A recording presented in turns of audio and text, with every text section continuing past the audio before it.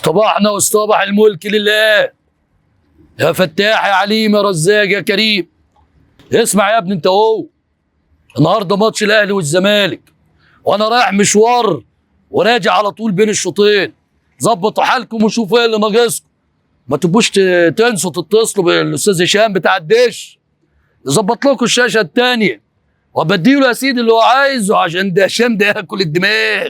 من عناية حاضر. هتصل بالمهندس هشام يجي يركب الشاشه، وعامل حسابي في سكر وشاي بالزياده ومزود البن ومروع على الكلام. انا مش عايز مشاكل. المره اللي فاتت اتكسرت شاشه ب20,000 جنيه والسبب انت زفت اللي اسمك سمعه. حرضت جمهور الاهلي على الزمالك لغايه الناس ما يسكوا ببعضيهم. يا معلم لو ما عملناش كده بناكل عيش يا معلم. تاكل عيش؟ ده انت خربت بيتي يا اخي. روح مشوارك واطمن يا سيدي المعلمين، مع الف سلامه. ما تنسوش مش عايز مشاكل، مش هكرر. سلام عليكم.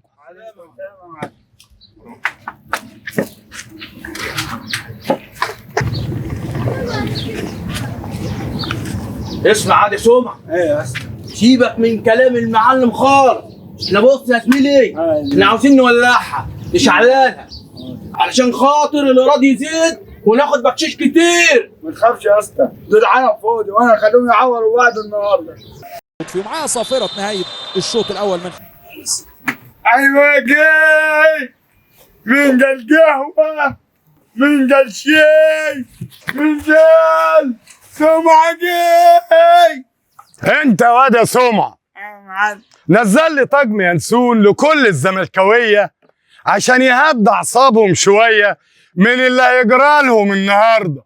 واذا ما لقيتش ينسون اجيب لهم يتذكرون ولا مسكين بيهتمون. ولا السمعة. انا المصرفندي، يلا المصرفندي البورسعيدي، اكبر مشجع الزمالك في محافظة القناة كلها. ما يهمكش من العالم دول، احنا الاساس والباقي كله شنط وكاس.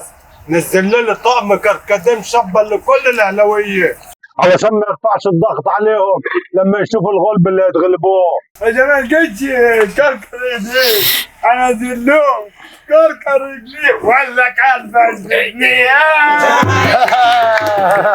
ونادي القرن عيش عيش وغيره ما يلزمناش.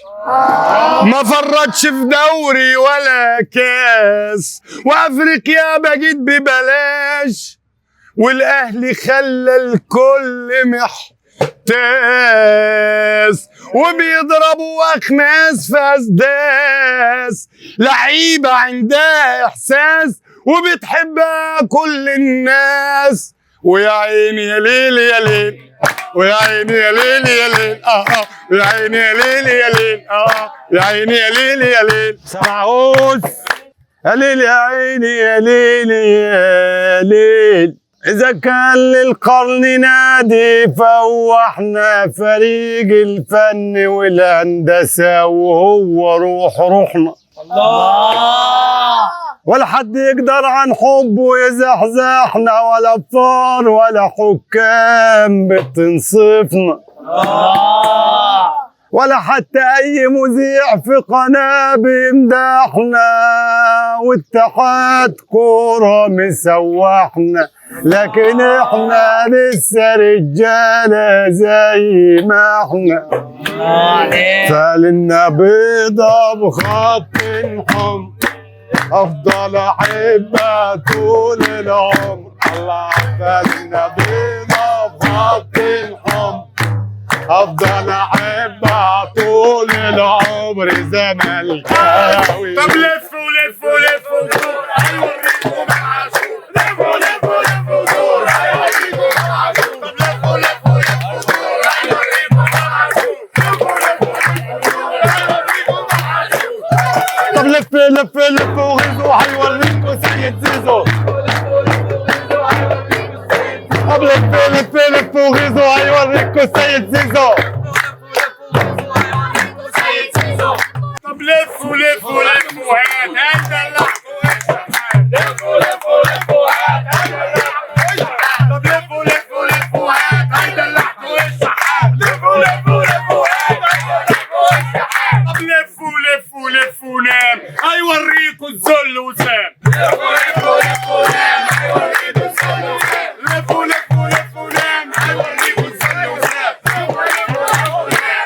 يا جدعان، هو احنا اللي بنعمله في الناس هيطلع علينا ولا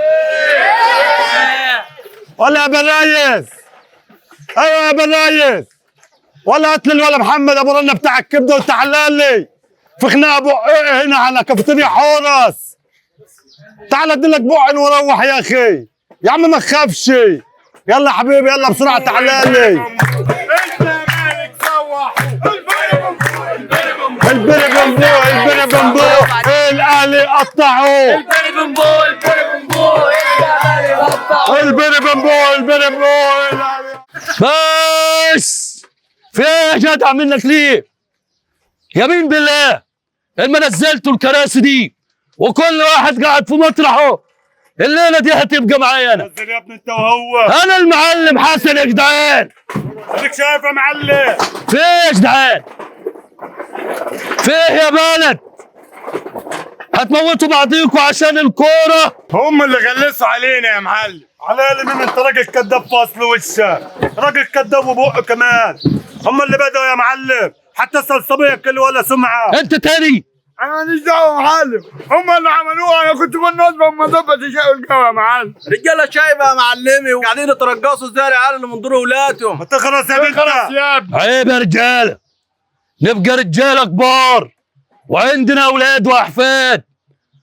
عملتوا ايه انتوا عشان تخلوا الصغار يقعدوا القعده دي وهيمسكوا ببعضيهم؟ في ايه يا رجاله؟ انت مثلا يا كابتن مصر ما تقول لنا ايه اللي حصل معاك لما حبيت تخش نادي الزمالك؟ والله يا صاحبي كنت راح اتأجر محل في سور النادي للولد ابن اختي يسترزق منه. قالوا لي ممنوع الدخول وطلبوا لي الامن وقالوا علي مجنون. قالوا لي نطلع لك سيدي هايا. بصراحه خفت يا صاحبي. اعرف قيمتك. انت بالنسبه لهم مجرد حنجره بتهتفوا بس. انت بالنسبه لهم ولا حاجه. ولا ايه رايك يا كابتن ابو اسماعيل؟ كلامك سليم يا معلم. دول 22 مليونير بيلعبوا مع بعض، يعني هم اللي كسبانين، واللي هيخسر في الموضوع ده يا معلم مصري انا وانت. صحيح يا معلم. اعرف حدودك انت وهو وبلاش التعصب الاعمى ده. انت بالنسبه لصاحبك ممكن تكون كل حاجه.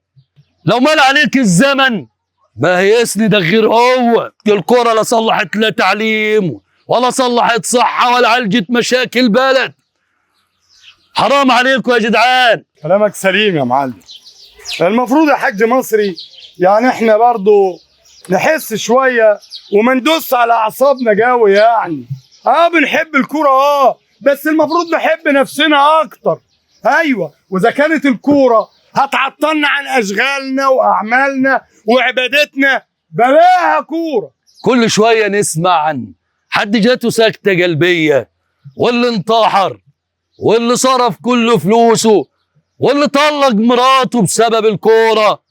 فيا رجاله والشباب اللي سايبه مذاكرتها وسايبه امتحاناتها وقاعدين على النت بيلعبوا قمار واكسبت وكلام. والله حرام ده يا رجاله. والله كلامك صحيح يا معلم. احنا فعلا زودناها قوي يا اخي، زودناها عن اللازم. وفي الاول والاخر ده لعب كوره ابو اسماعيل. مش هناخد حاجه لا من الغالب ولا من المغلوب، غير هيجيبوا لنا الضغط والسكر وخلاص. واذا كان كده يا معلم بلاها كوره. هي دي فعلا الروح الرياضيه، ان احنا نخلينا نشجع بقلب وبروح ونضحك لما نتهزم ابتسم عند الهزيمه. يا رجاله يا رجاله ده الكوره غالب ومغلوب. النهارده انت كسبان وفرحان وبكره العكس. حط نفسكم في كل الاحتمالات. صحيح يا معلم. ومن النهارده ورايح يا معلم لا للتعصب الكروي، نعم للروح الرياضيه. وانت مش احسن منا يا ابو اسماعيل. من النهارده لا للتعصب الكروي ونعم للروح الرياضيه. يا ريت تكون كده الرساله وصلت، يا ريت تكون وصلت. لا للتعصب الكروي.